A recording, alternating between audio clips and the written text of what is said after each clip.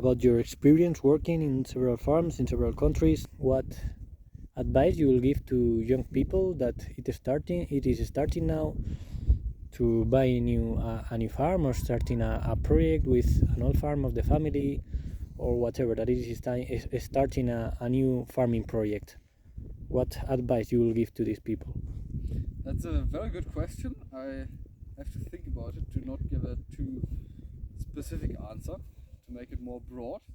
I think in general, you have to get your brain going. So um, I wouldn't recommend traditional ways of doing anything. So I wouldn't recommend to just study, then work at a farm, and maybe to hope one day you'll have a farm. I think that's not very much brain work or thinking work. To think about what situation am I in and what's my end goal. And so between that, there's all of the action you have to take. And to know what action you have to take, you have to think about it, and you have to think about it in a creative way. One very specific thing I can tell you is try to be seen, try to get to know people, try to network.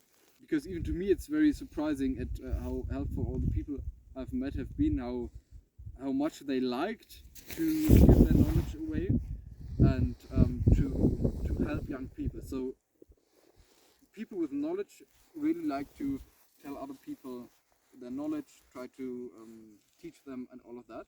So don't be afraid to talk to those people who have reached your end goal. Try to learn from them, try to learn what have they done, what was their thinking process, and then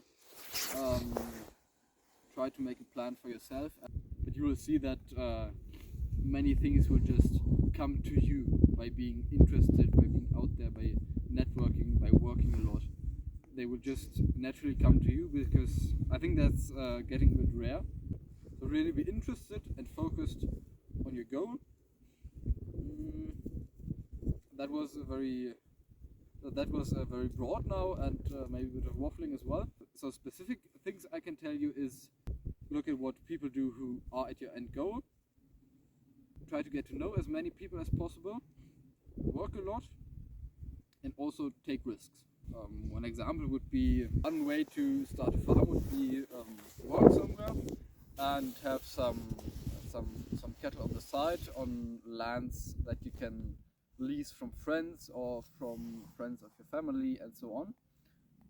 You could also say, I will graze the cover crop of the organic farmer without cattle. So someone has an organic crop farm and doesn't really know how to use their clover and grass. That is a cover plant, and you could approach them, tell them how having cattle grazing on there would improve their land, and then you could buy some cattle for that, or even do custom grazing, so graze cattle for other people. So that's just new ways of thinking. Don't just think about how can I buy those 1,000 hectares. Start small and improve.